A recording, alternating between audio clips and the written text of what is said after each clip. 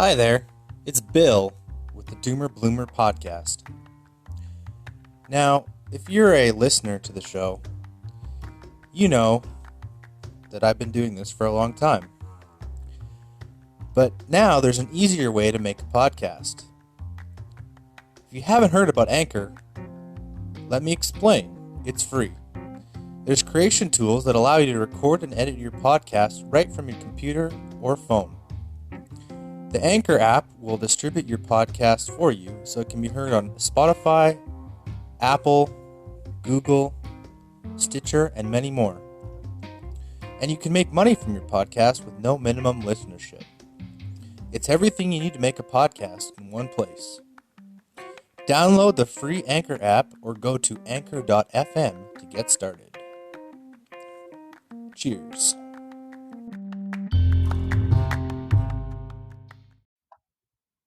There we are. Hello, this is John Wynn with my co-host Billate, and this is the Doomer Bloomer podcast. Hello, Bill. Hey, guys. Hey, John. What up? The sky. Yes. Been a while since we've been in front of a microphone. It's been a while. When you live in far north Canada, there's bound to be technical difficulties. But you've also visited our brothers in the south, in the Big Apple. So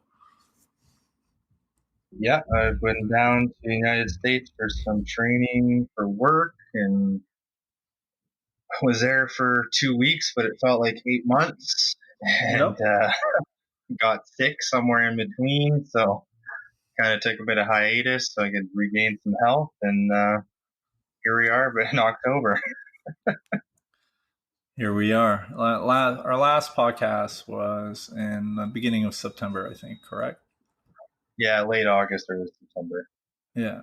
Well, we're back now for our few audience members here. So, without further ado, what are the subjects we'll be talking about today, or topics? We're not professionals.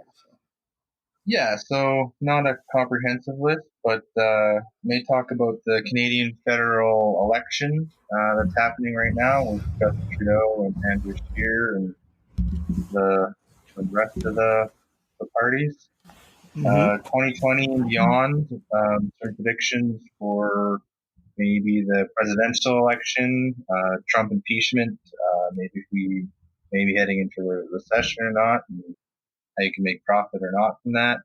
You wanted to touch on the new Joker movie that just came out and the reactions from the social justice warriors, and whether or not it could be a bad influence on society or not.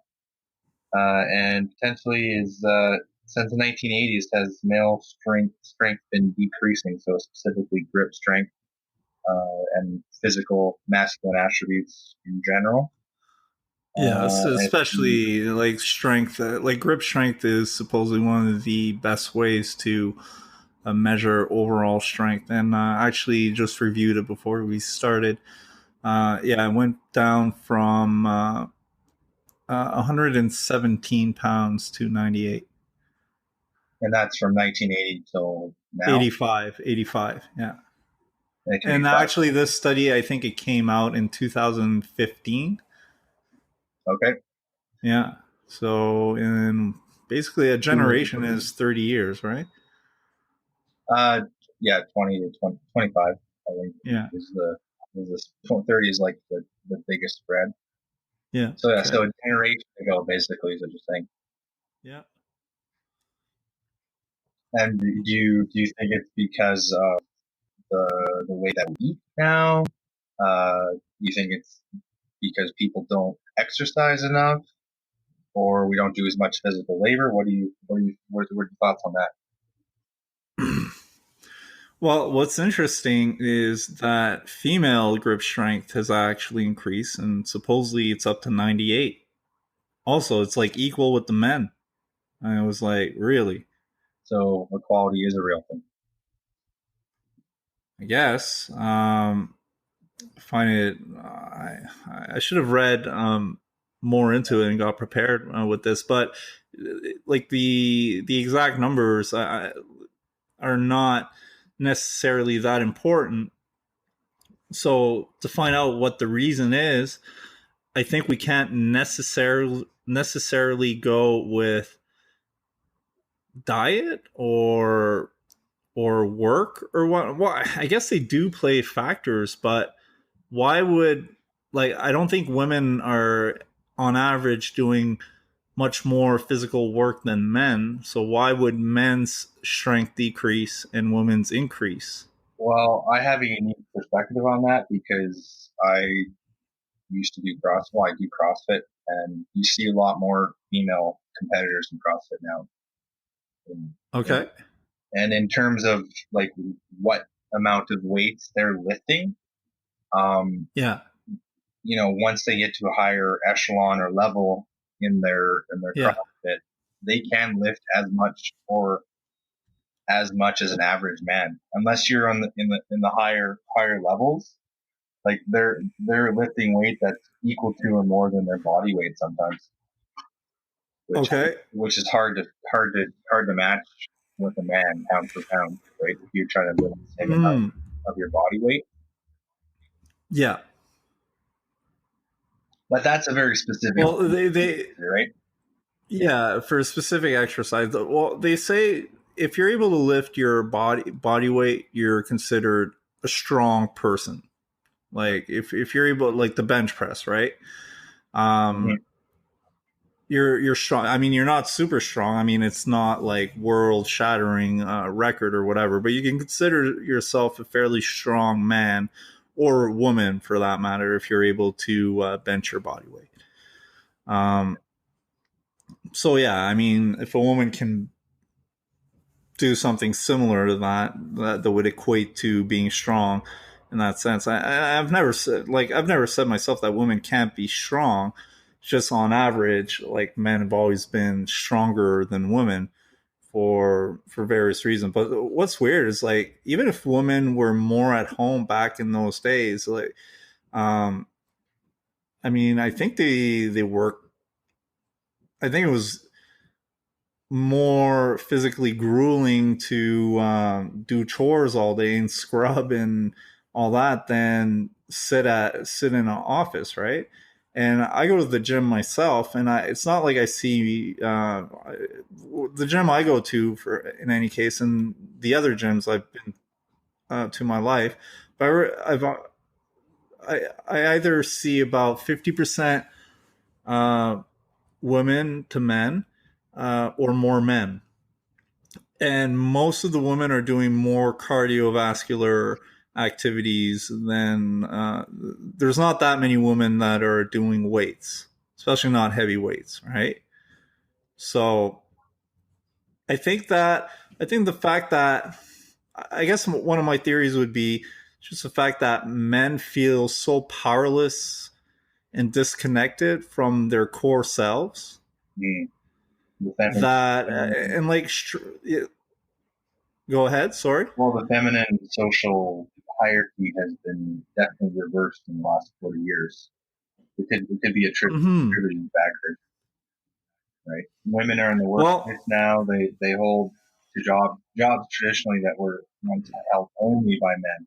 I'm not saying that they can't yeah. have those jobs, but I'm just saying that because of the inclusion, which is fine, there may be a correlation, either directly or indirectly. Hmm. Correlation may not necessarily be causation, though. I mean, Yeah, but I mean, even if you take the small percentage, I really think, and the more I'm thinking about it as we speak right now, I think the more it makes sense. And I'll give a personal experience of mine. I remember when I was younger, I wasn't even in my 20s yet. I was still a teen. Um, I was just kind of like skimming through working out, I wasn't really working. I wasn't planning on working out seriously, but sometimes I'd go to the gym and lift a few weights, and it was kind of like dipping my toe into working out at the time. And I didn't have much trouble fighting, and I'd say I'd do okay to whoever was my competition at the time. Streetwise, I'm not talking about like a professional competition, but like, I wasn't like a fighter, like an everyday fighter or anything like that. But if scuffle, if like a bar scuffle or something like that would happen, I mean, I wouldn't shy away from it either. So uh, I remember I had trouble lifting like 135 pounds at that time, and like I was able maybe to do like a rep or two or something like that, which is not much, right? You're talking on the bench? Yeah, bench press. Okay. Like it was far from an impressive amount. As someone that trains regularly 2-3 times a week can definitely improve upon that fairly quickly. But I wasn't. I mean, I wasn't in a healthy. I didn't have a healthy lifestyle. Let's just say that. But I remember I got into a fight, and the guy really deserved it, and I whooped his ass, like seriously. And I went back to the gym, I think the day after that happened, and that same 135 pounds that I had trouble lifting, I was able to do a full on set, not a problem. I was like I was legitimately endurance wise and just like strength wise a lot stronger just by having that fight and coming out on top of that. And I think, and it's proven, and it's actually proven, be it in rats or monkeys or whatnot, if you become top of the hierarchy, you produce more testosterone, less stress hormones, and all that, and you actually become stronger, physically stronger. I think you've read the 12 Steps of Jordan Peterson. I haven't read it yet, but I think he talks about that subject, right? In the lobsters. He talks about the lobsters. Yeah, exactly. Yeah, and the lobsters, right? And I think you referred to serotonin at that point. I'm not so sure. Like I haven't read the book, but I've seen a lot of his videos, and I appreciate a lot of what Jordan Peterson does. A lot of the critics against him are unfair or unfounded, in my opinion. I don't think he's right about everything and all that, but there's rarely anyone I think they're right or about everything. So someone that can nail something properly so many times. He's in rehab right now. Yeah, I know, for Xanax. just put that out there. Yeah. Yes, I know. Or Ativan or something like that, but it's like a barbiturate. But anyway, so to get back to there, my theory is that men are so disconnected with their more primal selves, mm-hmm. and they're being dominated, like that feeling of being completely that being dominated by the world all the time, by the man that's on top, like all the rich people. So right now, like the man a lot of times is like rich people, mm-hmm. or like men are feeling more and more powerless and without options, and they're kind of confused because like there's so many other agendas, that would tend to be more far left, saying that men, as you are spontaneously and naturally, is not okay, but it's okay to be all these new genders. It's okay to be almost like a bitch, but they're trying to raise men that the way that women are to be raised. Castrated men. Yeah. I mean, like society is definitely feminizing men, and even when I was growing up, it's not. I didn't feel like the surrounding people around me were trying to feminize me necessarily, but like when you feel that you don't have that much power in your life and all that, it will make you physically weaker. And that example of then getting into a fight and kicking that guy's ass properly when he really deserved it, and just blasting through my records, like without extra training. Like, I mean, it was the next day thing. Like, really showed to me how like the correlation is the cause and effect of how you feel inside, as a man or as a person in general. How powerful you feel inside can definitely affect your physical performances. So you're saying psychological is related to physiological? Oh yeah, I think that men are taught or almost encouraged, if not encouraged. They're, well, I'm not saying they're necessarily encouraged to be weak, like directly, but it feels like being a natural, having natural male impulses is being more and more frowned upon. Wow. And you can see that in school and all that. They're cutting out like physical activities and gym and stuff like that to do stuff like yoga and there's nothing wrong with yoga, but other stuff like more touchy-feely stuff than, Yeah, because generally speaking, boys in general learn better by doing and being active. And especially in schools now, that's not how kids are taught anymore, right? They've even taken They've even taken away like sports days and replaced them with,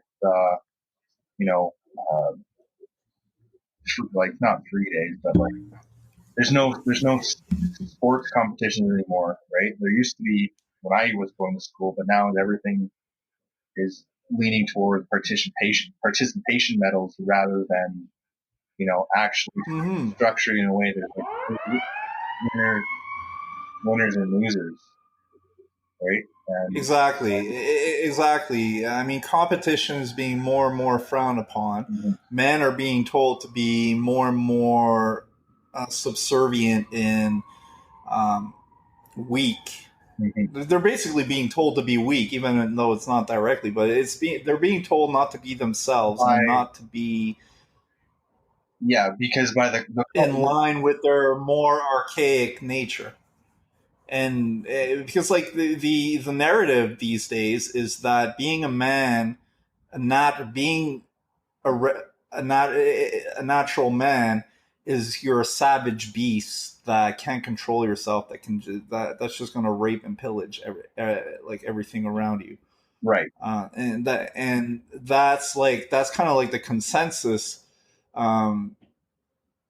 Depending where you are, that's being taught to boys and young men unconsciously or directly, even, right? So it's hard. When you have all that immense social pressure. It's hard to be in touch with your core body. Like you're literally, your brain is literally cutting parts of your nervous system off to be a good little boy. To be a good, nice guy. There's a certain amount of cognitive dissonance that goes on, right?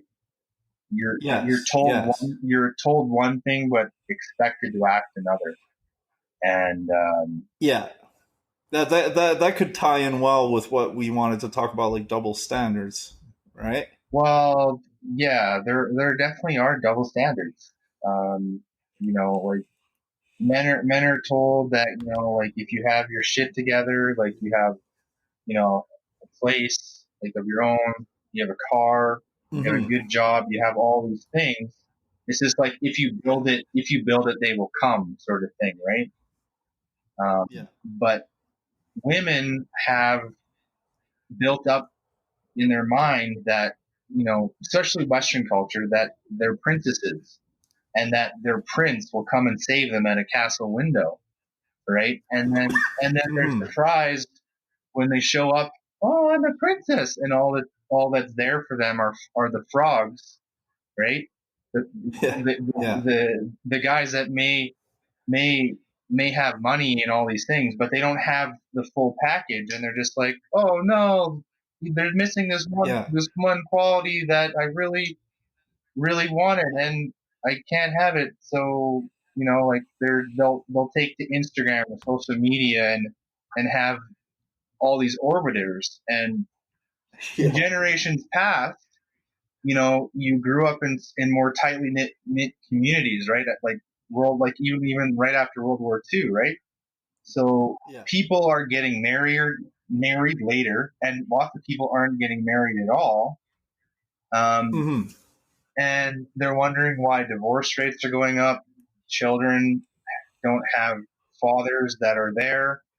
It's because over time, the most masculine men have decided, they're only going to take the best because that's what's that's what's afforded to them. But I don't know, if you're Yeah. quote unquote average, I mean, I don't really like using the term. There's so much pressure to be a certain way, and then if you don't fit the stereotype, you're basically ignored, right, in one way or another, right? Mm-hmm. So Yeah, like for instance, like the 6 foot rule, yeah, right? 6 foot, Um, 6 foot tall, 6 inches in the pants, 6 figure income, 6 pack abs. Uh, there's two more. Rich, I never heard that. I didn't remember that. I wasn't aware of all the other sixes, but you're absolutely right. and Right. then Um, if God forbid the woman has kids, and like two other fathers, doesn't have a job, a lot of debt, and is like a hairdresser. yeah. Yeah. God forbid you for not wanting to man up and hang out with a woman with kids. Like, Yes. no, like, figure your shit out. Yeah. Like, I Yes. understand Yes. extenuating That's so circumstances. true. Like, if there's extenuating circumstance if someone's widowed or something like that, that's different. But like, Yeah. on average, like, what I'm seeing is women getting pregnant on purpose and then using it as an excuse to exploit their To trap the man. baby daddy, or to trap the man. I'm just like, Oh yeah. and then you have to be very, unfortunately, red pilled aware of these things. Yes. And Definitely. if you're not, I've literally I've seen a girl. I've seen a girl literally punch holes in condoms. She was dating this guy and she wanted to have a kid. The guy did not want to have a kid, and I saw her straight up in front of me punch holes in the condom to have a kid. I've seen girls lie about being pregnant to keep the guy in the picture, um, and or say they're on the pill, but they stop taking the pill to get pregnant, and so on and so on. And like that's in my own personal life. Never mind all the stories I hear elsewhere, be it online or through other people and stuff, which is completely there's a lot of insane. manipulation that goes on behind the scenes in our society that people don't even want to talk about, really. Because Especially not. Go ahead. Especially not in this cultural climate, where anything that comes out of these new narratives that are changing every week or every month can get you legitimately penalized in society, be it lose your job, being ostracized, just because and so on. Somebody said something, right? It doesn't even have physical or video or any evidence anymore, right? It's just a he said, she said sort of scenario. It's all about feelings. Yeah, that's right. It's all about feelings. And I personally don't communicate with feelings.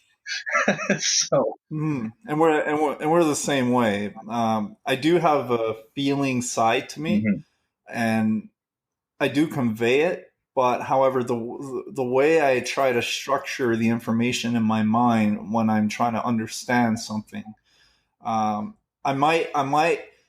It's like I might first approach it with feeling, but I have to filter it through with Logic as much as possible with rationality and logic, right? and that's what traditionally men are known for doing, being rational males, right? Logic Mm-hmm. and using those things to our advantage, and it's I'm not saying that women aren't capable of being rational using logic, but it's not their natural state of being, in my opinion.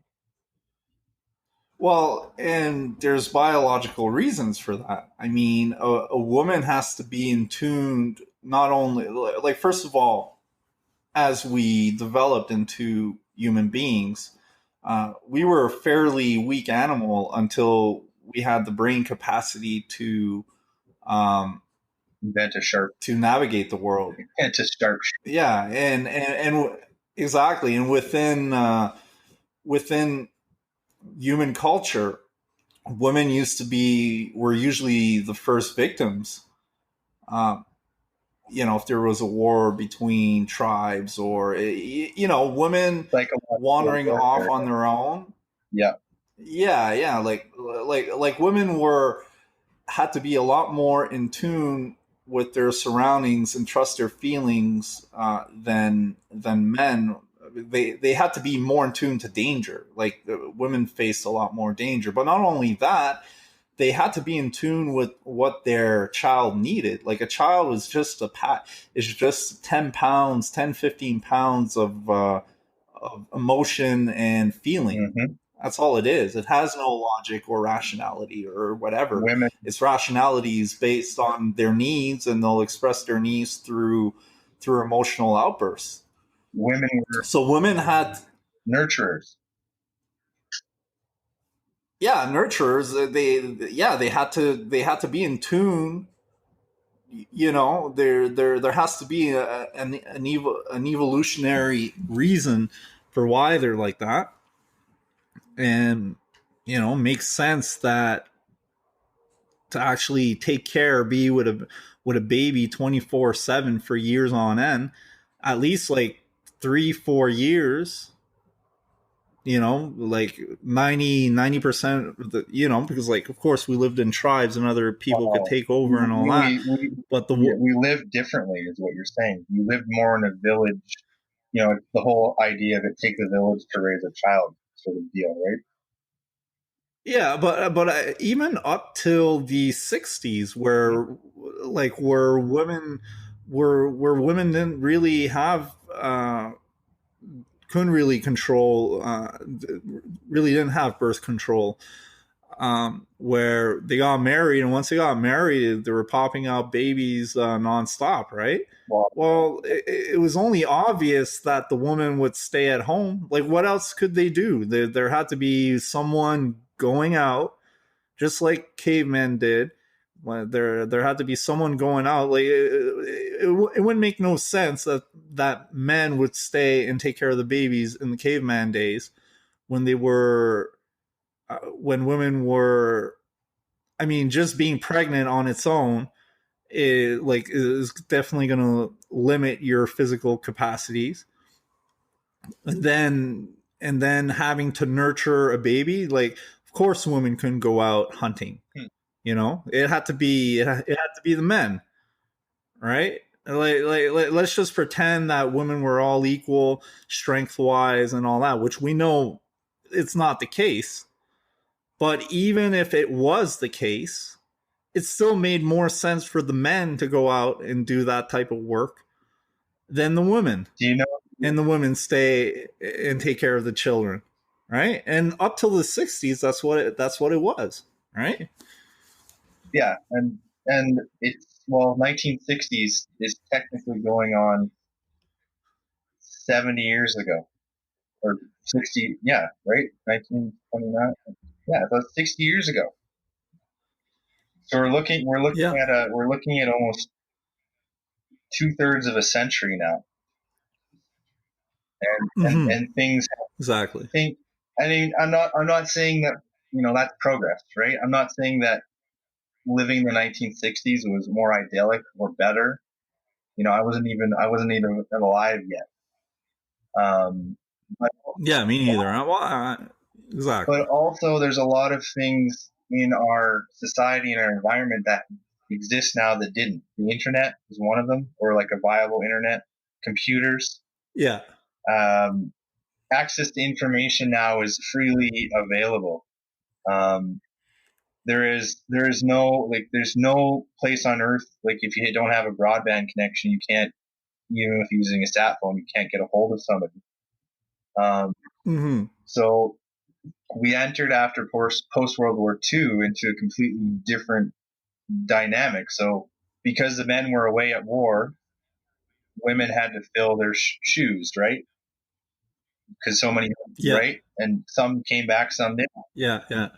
And then also,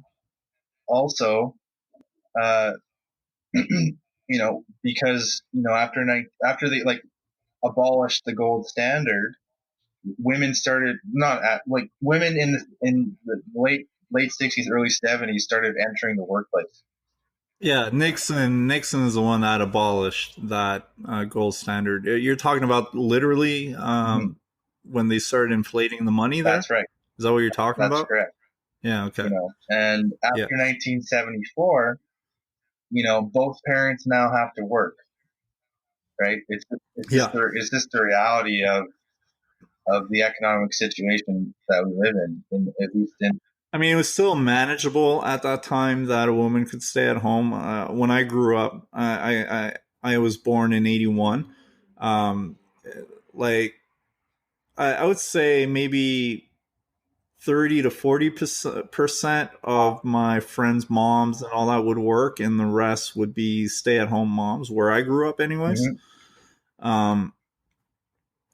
But it was getting more and more like you could tell that when both parents worked, it seemed a lot easier budget wise for the kids. I had like two parents working than the even like in the same neighborhood with the houses being relatively the same price. You could see like it seemed a lot easier for certain kids, and I noticed it was most of the time when the two parents worked to have like brand new like the latest style whatever clothing that cost the most and all that compared to a one income family, right? It was still possible to do it, but in this day and age, it's getting harder and harder, man.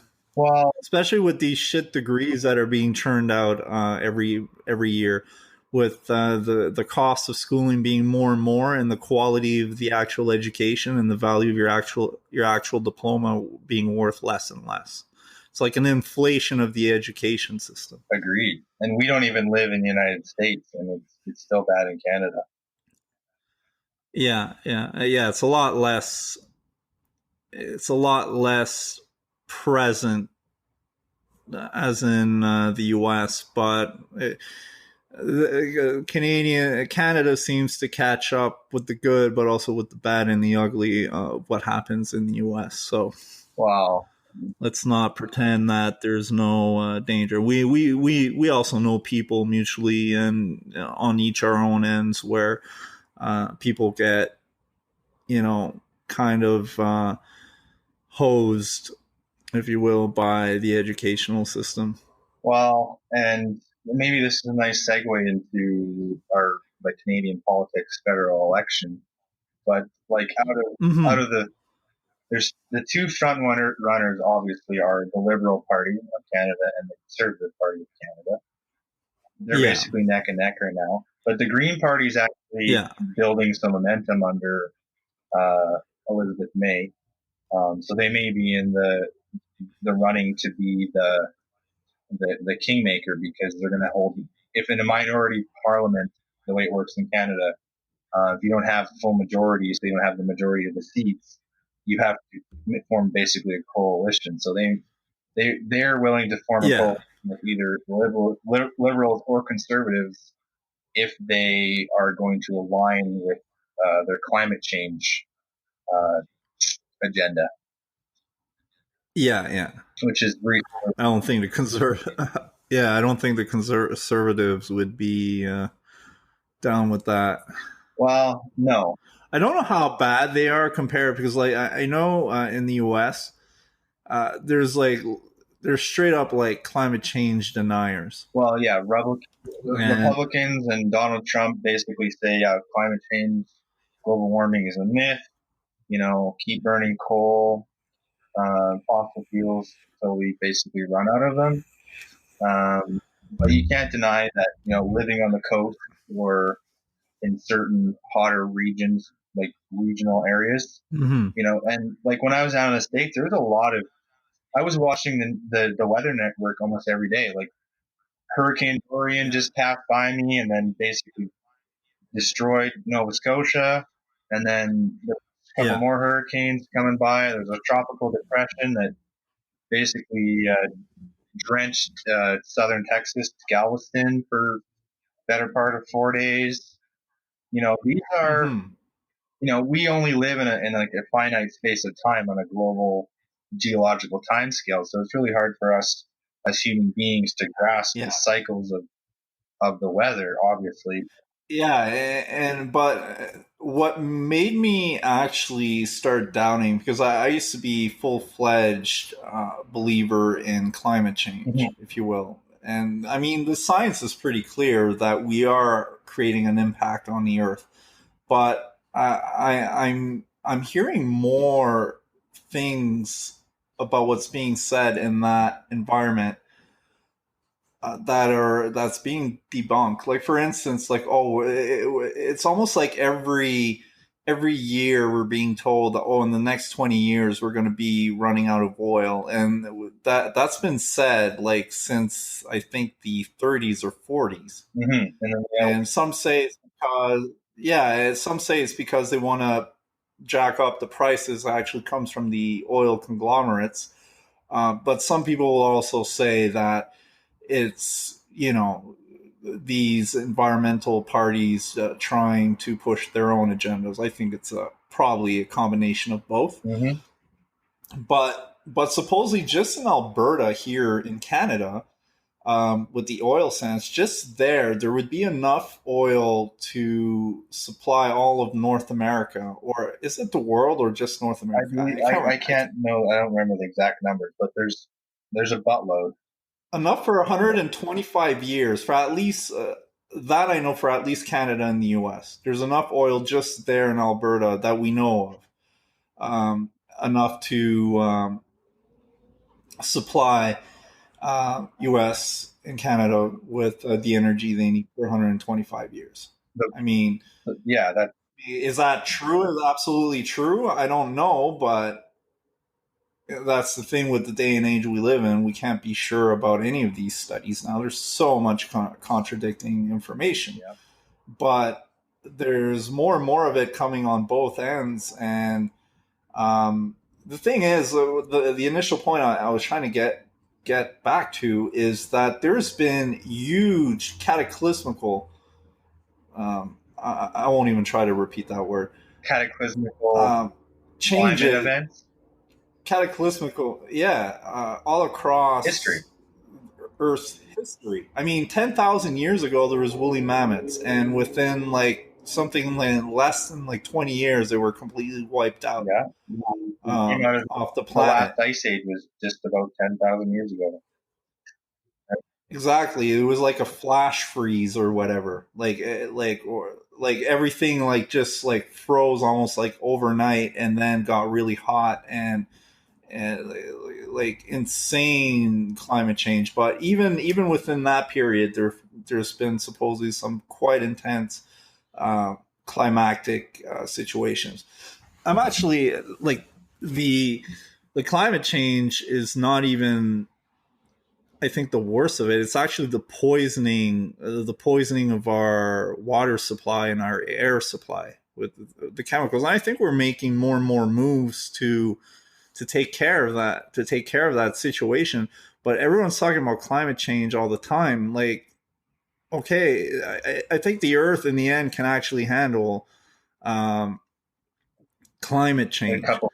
I think it's actually the poison. It's like, can we handle the poison we're putting out everywhere? Well, You know? yeah, when you start trying to break down these products that we've created, they're finding out and Yeah. realizing, oh wait, that actually, causes the cancer. Oh great.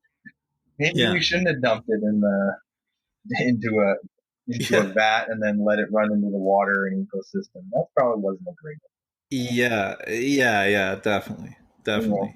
idea. Like we got like the stuff in Canada. It's probably all over the world, but like blue algae, where these different toxics, like I think phosphorus or something, that we dump in the rivers and such, create like this blue algae that just like snuffs out all the native ecosystems and stuff. I was actually dating a biologist a long time ago that she was actually hired to make sure that whatever projects were being taken weren't going to start poisoning the nearby environment, and she had to put a lot of pressure on the higher ups to be like, no, this is not working. And she got a lot of pressure to say, don't worry about it. Oh, check your findings and stuff like that. So Yeah. it's not like it's not like one team is absolutely right. And the more I grow up, the more older I get, is like, you can't trust any one side absolutely on 100% on anything. No, you have to start disseminating information and trying to come to a more accurate conclusion by looking at all the different sources now. I used to swear by CBC radio, and I can't do it anymore because there's such a liberal feminized agenda there. Just because You're such a hoser, you're such a hoser, eh? That sounded so So Canadian. Canadian.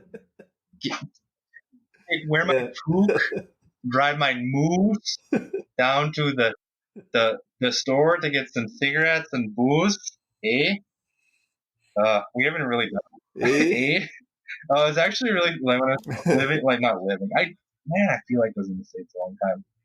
Being down there, I Yeah. keep joking that it felt like 8 months, but there's such a different sense of identity there. You know, uh, Okay. Americans, they're very proud of their revolutionary history, right? Like we Yeah. basically threw off our British oppressors and we started our own country with our own constitution. Um, I don't really get that sense as much in Canada, right? We're kind of something that was allowed to continue by a monarchy far away. We had our own, our own. Yeah, can we be our own thing now? Okay, sure. Like we just Yeah, somebody. yeah. I know what you mean. Like I'm proud. I guess I'm proud to be a Canadian, but I don't like. I guess I like from a young age. I think like at the end of my teens or early 20s, I'm like, you know what? I mean, there's so much U.S. influence. I'm so influenced by everything in the U.S. Mm-hmm. That I might as well just consider myself a North American. Well, that was I'm a North American. We are North Americans. That's the continent that we live on. Yeah. I mean, in terms of a border, it's more of a line on a map than it is anything, right? There's much, trade that goes back and forth every day. There's many corporations own, stakes in Canadian companies. You know, Yeah, exactly. we live in a North American society and also a globalized society now, more than Yeah, more than we exactly. ever did, almost 6 years ago, just because of the Yeah. access to the internet, information is made a global, interconnected, world, which is actually Exactly. and I think the cultural identity lines a lot of the time are getting blurred now, because we have such an Mm-hmm. influx of people from other places. immigrating to Canada and the United States. And they bring their culture with them, the good and the bad. And that's, we're in Canada, we're considered what they call cultural mosaic, whereas the States is kind of more of a melting pot. So in Canada, like what would you say the difference? I was going to say like we're two multicultural countries, but what would you consider the difference between a cultural mosaic and a melting pot? a melting pot is like mixing everything together, and you get kind of a blend of everything. A mosaic is like looking at a patchwork quilt where we have a Muslim over here, a Hindu over here, a Native American here. Everyone is doing their own little thing, but in a separate patch. Whereas in America, it's just like you throw everything together and watch it, the chaos of it. I mean, Canada is chaotic too, but we have, for example, in Quebec right now, there's this whole, I mean, it's still an issue. It's not going to be a big issue, but again, Quebec has their own cultural identity within Canada, right? So a nation with a nation, or whatever you want to call it, but they still use the same money. They have access to the same sort of health care, but also they have their own retirement plan that they pay into. It's different from Canadian pension plan. They have their own blood network, but within that, they have a very French identity. And in France, they're not very tolerant of other cultures coming in and trying to change French identity. So in Quebec, you have to go to French school. Well, you're an immigrant, right? Yeah, well, because you said France, right? But what I'm saying is, what I'm saying is a lot of that cultural identity comes from France, even though they're in Quebec. So, for example, they have Muslims in Quebec, and they wear the niqab or whatever, some facial head covering, because that's their Muslim religious, but they're not allowed to wear it at work, which I'm on board with. I mean, you're in Canada, and everyone, we have a certain, we have religious freedom in Canada, but it's not like you're coming right out of Saudi Arabia or an Eastern or Muslim country. The point is like we're a secular society, so we're not going to make special accommodations for your religious practices when ourselves we don't allow ourselves. Well, if we believe that all women are equal under Canadian law and under international law, I don't think it's right for them to have to or want to wear a facial covering, and then and then protest of that, people walk around with a facial covering as a woman, saying, "Well, this is progressive. This is an expression of my freedom and identity." In Saudi Arabia, did you hear? Wait! I just want to open a parenthesis here. Did you hear about this happened a couple weeks ago or last week? There was this message being written everywhere, posted everywhere in a small town. I think it was in Vermont or something. Okay. But it was a 4chan thing. But it said Muslims are right about women, and that's all it said. Right? It wasn't. So in itself, it was pretty innocent, right? But it triggered. It triggered a lot of people because I'm gonna get a shirt made. There's like there's like this weird alliance between Muslims and feminists. Yeah, which is kind of surprising. And by having that poster spread out everywhere, when the news reporters were interviewing them, it's like they didn't dare say like they sounded confused, almost like confused I am, but you get the gist of it. It's like, well, if you're a feminist and you're pro woman and all that, but at the same time you're saying you're an ally of the Muslims and Islamic culture, but at the same time deep down inside that they're not as tolerant and progressive as you claim all the Mm-hmm. time you are. It kind of there's kind of like this cognitive dissonance that's manifesting itself, and it made a lot of people uncomfortable. Supposedly, I mean, it was on the news, for Christ's sake, on TV, just for a little poster, like on black and white paper, saying Muslims are right about women. Right? I mean, it could be read into a million ways, but even if it's a prank and for whatever reasons why that was posted there, I mean, it confused a lot of people and made a lot of people uncomfortable and all that. I think that's hilarious. I think that's like a, a cool trolling. That was like a really good way to troll. I find it kind of puts your ideological positions into perspective. It forces you to put them in perspective. Because which one is it? Are Muslims really progressive when they say that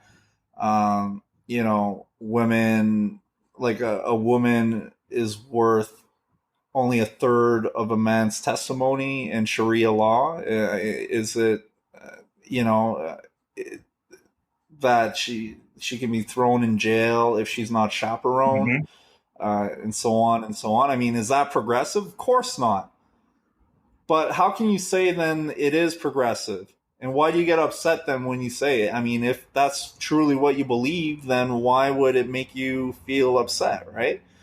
So, anyways, I thought it was pretty interesting to see that little shindig on the news there. There's definitely a lot to be said for,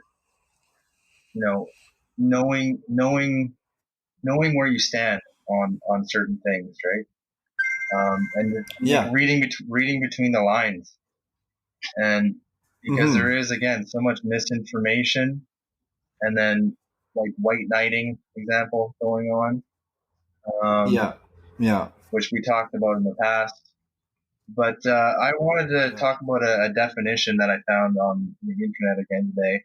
Um, Yeah. Change the subject. Okay. it's called being zeroed out.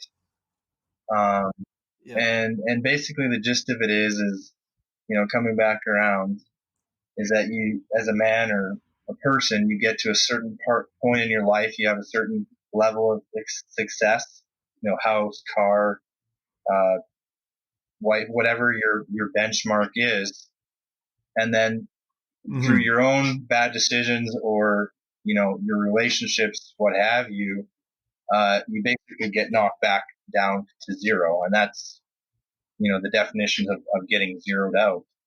Um, Yeah. Yeah.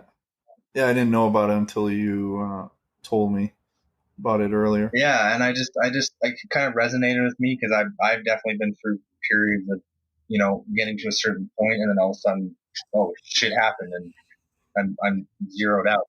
Yeah. I've seen it in popular culture with certain celebrities, Robert Downey Jr., Britney Spears, you know, they Lindsay Lindsay Lohan. Lohan, um, Yeah. and it's just, I don't know, it's just kind of And I mean, there's definitely worse cases than that for sure. I mean, I think Mike Tyson would be a real example of that. the when it comes, yeah, like the greatest, like in celebrities would be the most profound um, zeroed out situation. I mean, he went to Yeah, jail for 4 years, right? and then came back and was in The Hangover. And yeah, yeah, yeah. It took a while. I mean, when he came back, like when he fought Lennox Lewis, no, Evander Holyfield, he bit his ear. He wasn't the same guy. Like he didn't have the eye of the tiger anymore. He was more like a rabid dog at that point. And I mean, he was one of the most respected athletes of the time in the '80s, early '90s. Um, I mean, like he was getting sponsored left, right, and center. So it's not only the money and even his freedom. I mean, it's just the respect and admiration everyone had for him, and then from that to being viewed as basically a Mhm. piece of shit animal, you know. Yeah, like he got zeroed out severely, and the thing is like this guy basically was in a like had a trash childhood, just like treated as an animal, like from orphanage, maybe not orphanages, but group homes and institutions and stuff like that. And then some guy started training him to be a fucking killer, and that's all he was taught to do. And then this guy dies. Joe Rogan talks about it extensively on his podcast on quite a few occasions. And but he's right, and that goes well with what I saw the Joker recently. I'm not going to say any spoilers. Just you haven't seen it, and I'm sure there's people in our Yeah. audience that hasn't seen it.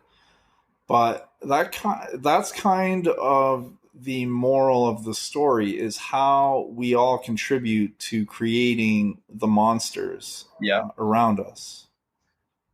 And the darkness in our society, it's almost like it's like we all have our own shit, and we can't wait to just pass it off and blame it on someone else. And there's victims in that, because you've got the less fortunate, um, and I'm not only talking about money here, but less fortunate from the parents' environment they've had, the society they live in, and all that get the brunt of it, and then these people crack, and Yeah. we wonder There's what been a few of happened. those in the news lately too. You know, oh yeah, it's a growing problem. So, well, Mindhunter, me and my girlfriend, we've been That's watching what Mindhunter. Well, we watched it all. So they pro. that's about like the FBI. It's basically, It's when they profiled go serial ahead. killers, right? The first time they started doing it. Exactly, exactly. It's basically the story of how they develop behavioral sciences to profile serial killers and all that. And I mean, there's definitely common themes of how they were brought up, and like how they were as people.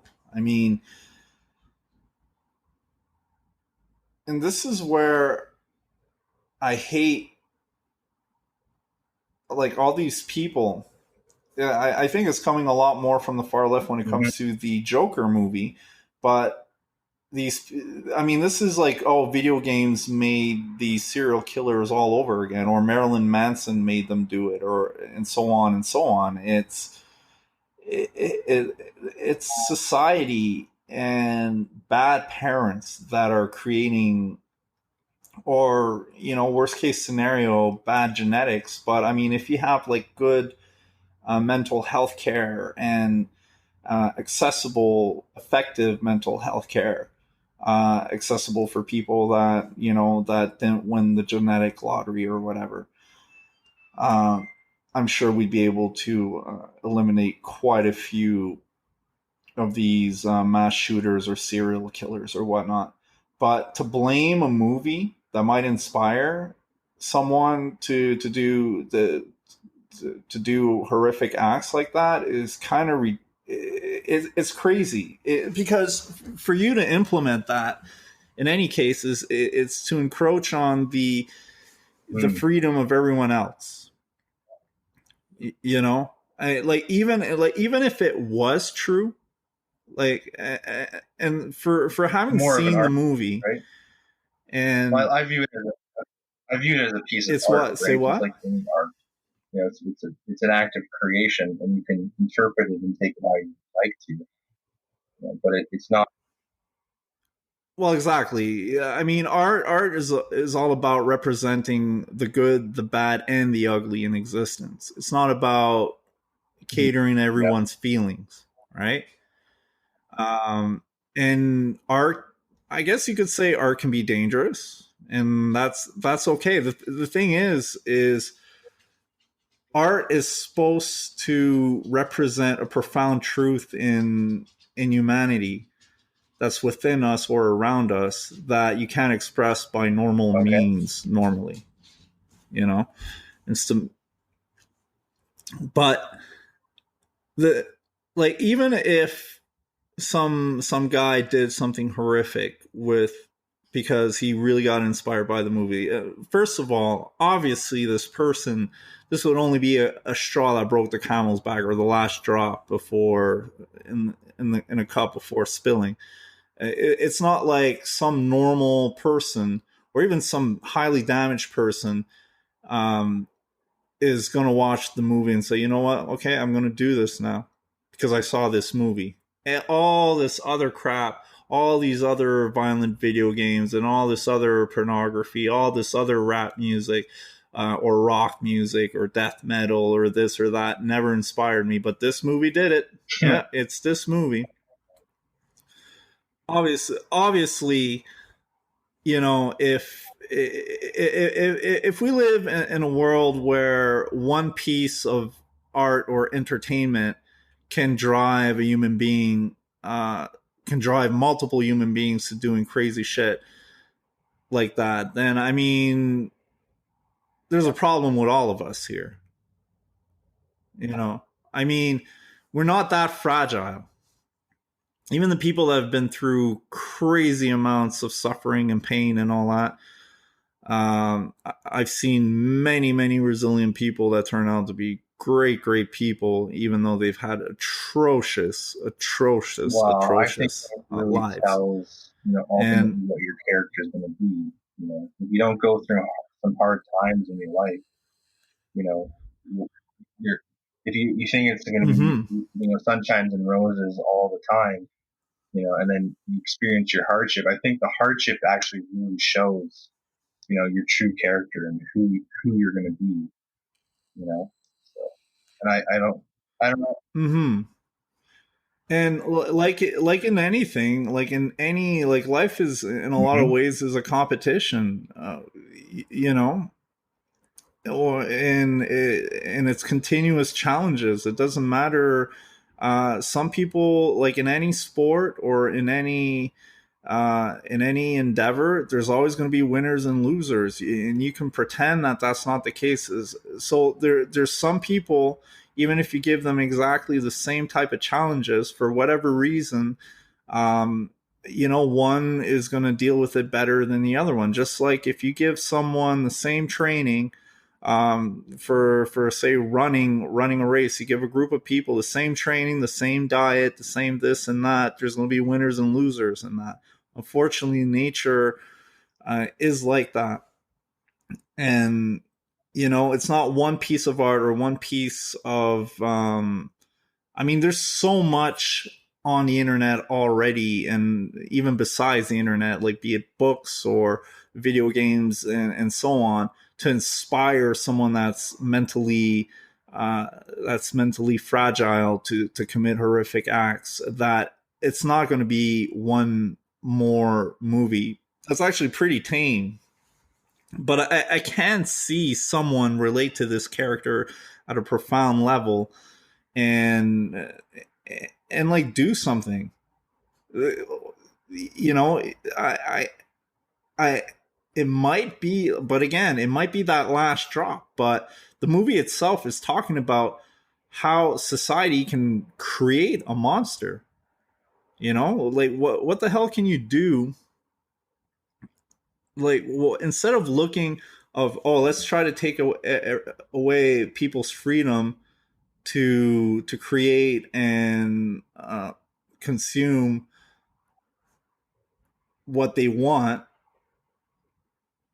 let's just ban the symptom. It's like treating AIDS when the person is like, when it's like treating someone with AIDS by Right, giving them a cough already drop past type of thing. a stage, You and you have, I'm with you.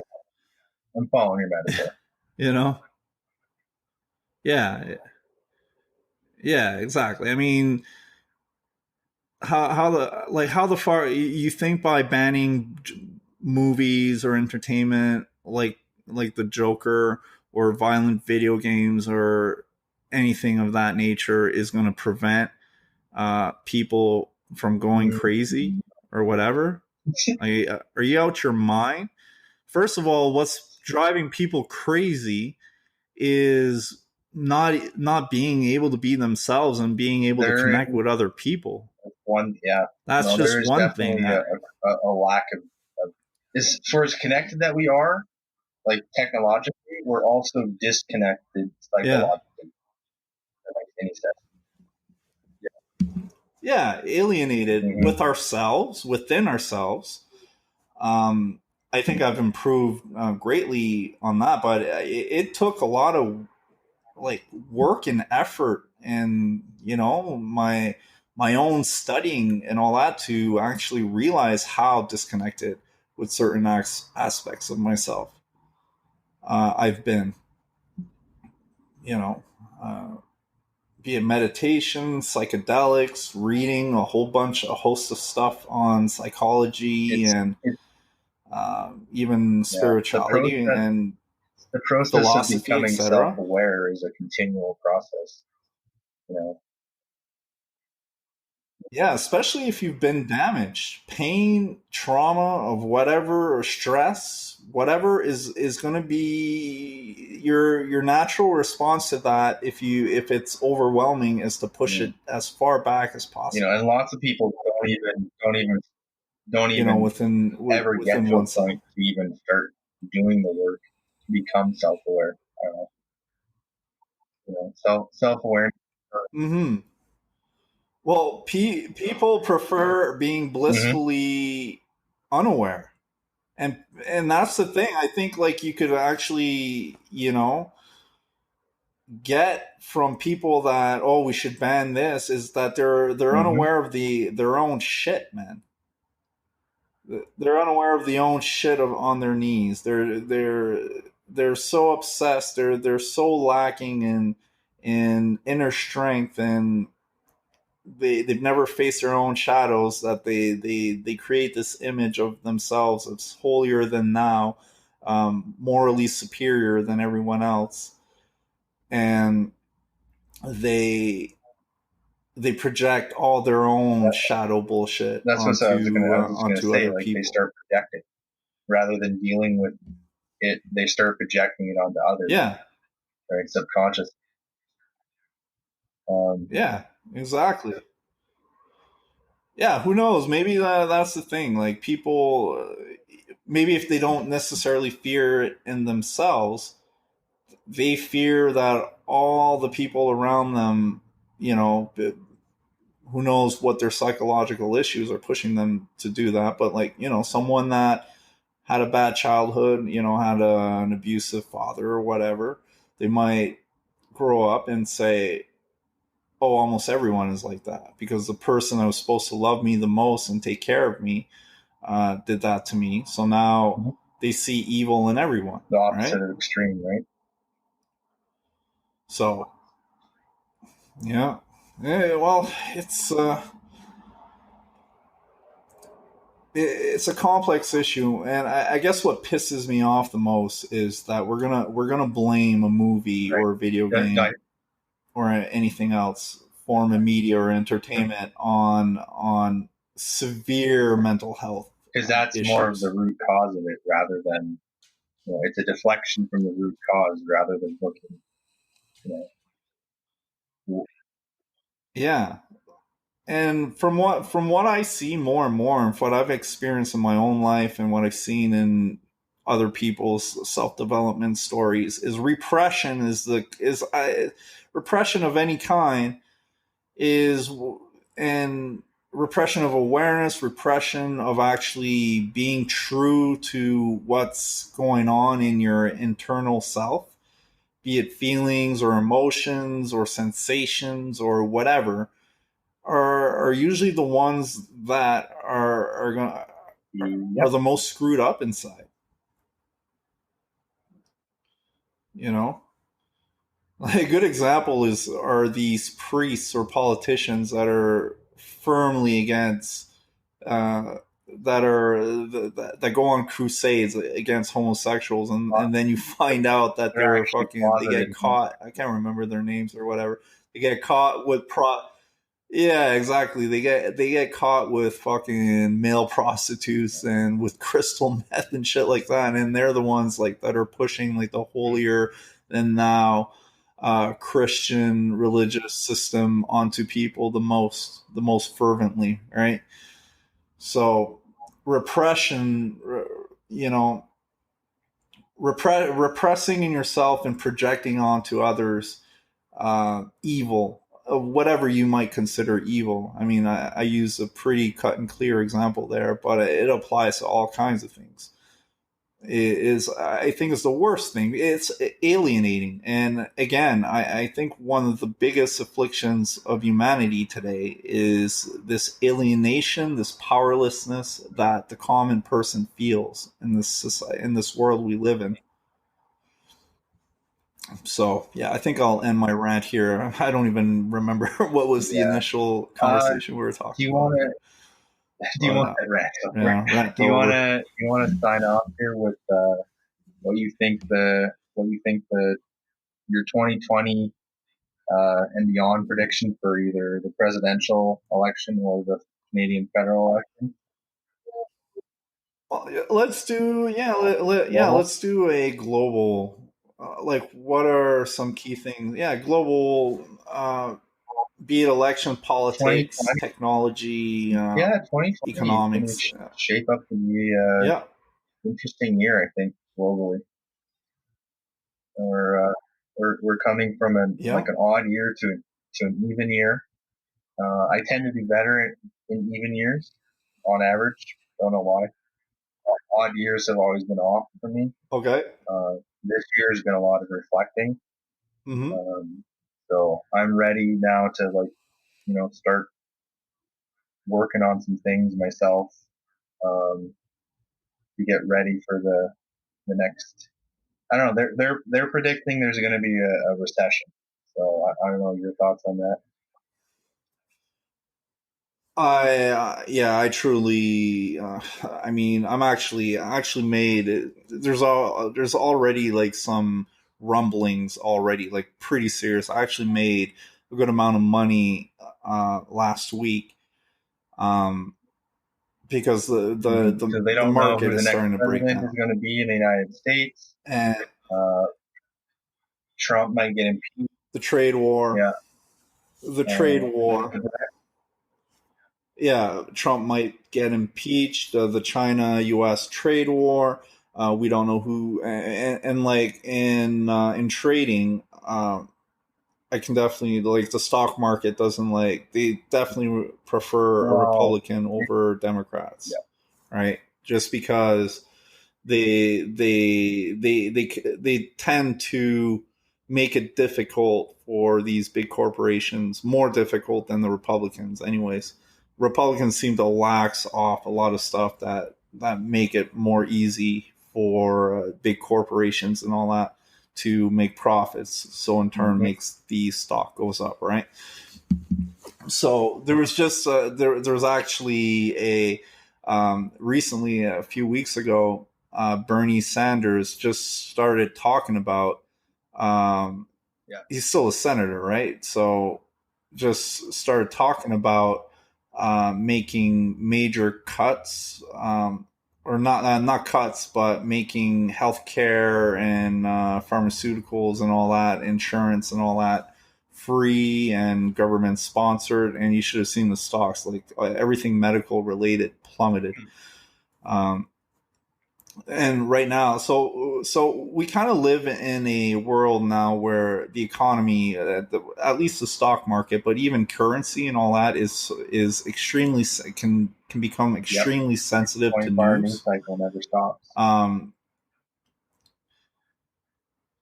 Yeah, positive and negative, and I actually think this is like the longest bull run the global markets have had I think in the history, there's usually between 6 and 8 years, there's always been like a recession. The guy that actually predicted the 2008 housing crisis, he actually believes we're in another severe bubble right now with indexes right now. That a lot, that just like how the CDOs and all that were like became a huge bubble that imploded. Indexes, there's a lot of, we're not talking about like the S&P 500 and all that, we're talking about like all these new indexes popping up everywhere. So you bag a whole bunch of companies together and hey, look, we got this great index in this new sector, avant-garde sector, and people are pouring their money into it, and it's non-sustainable. And I think he's right. Junk bonds, right? Bundle a bunch of junk bonds. It's like the whole same idea as junk bonds. It's what? Bundle a whole bunch of junk bonds together, and then eventually you'll see exactly. crash. Underneath the stock. Right? Exactly. Canadian wise, I don't know who's going to win the federal election. I'm predicting probably a Liberal minority, likely. With some, me too.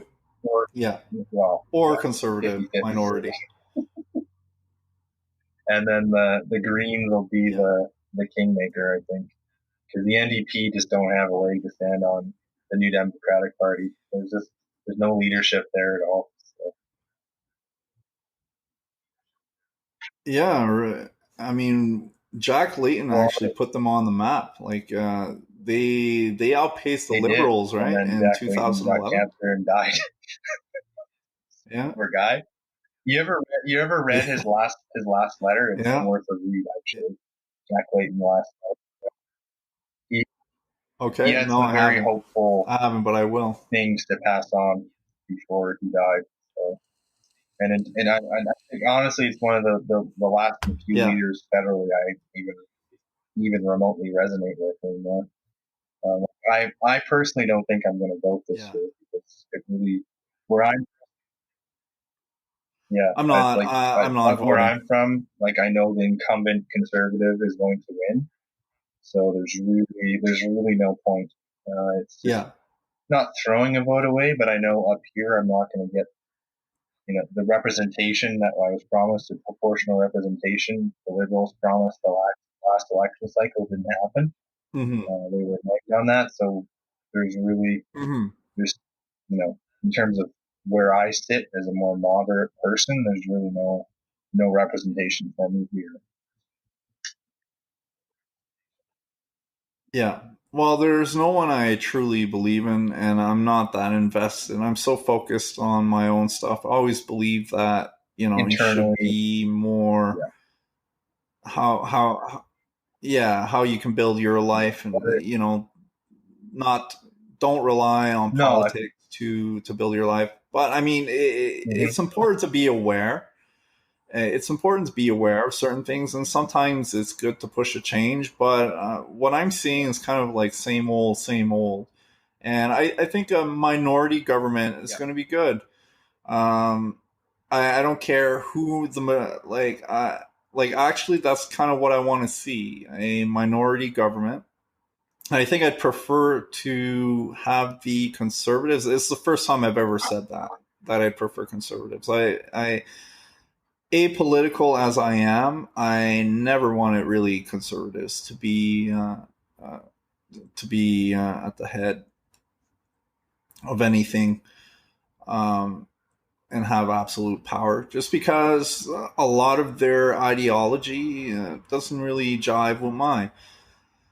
But Trudeau's government, I think he's done some good things, but his fuck-ups are...